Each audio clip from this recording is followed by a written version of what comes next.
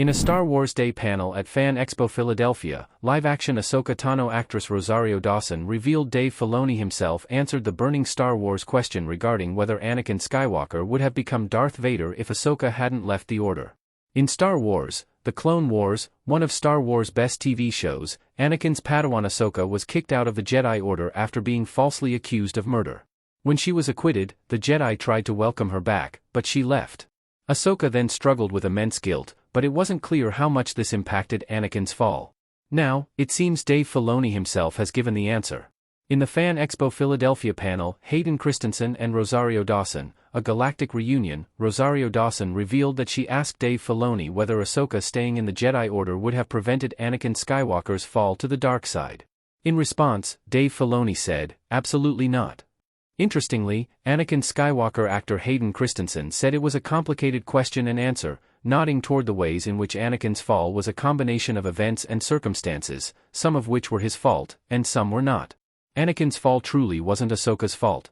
Although Ahsoka's departure from the Jedi Order in the Clone Wars no doubt had a profound impact on Anakin, as he had grown incredibly close with his Padawan, his fall was inevitable, and not just because the original trilogy had already sealed his fate. Yes, Anakin likely reflected upon his own conflict about remaining with the Order because Ahsoka left, with him even saying to her that he understood better than anyone wanting to leave. However, other events had already transpired that began his path to the dark side, and worse moments were yet to come. The death of Anakin's mother in Star Wars, Episode II, Attack of the Clones was really the beginning of the end.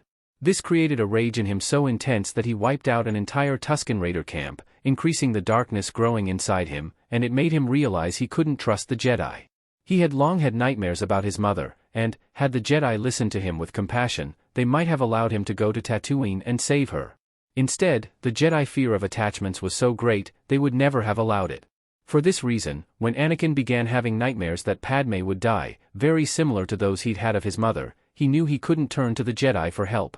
Moreover, because he had accurately predicted his mother's death, he felt certain his visions of Padme's death would come true.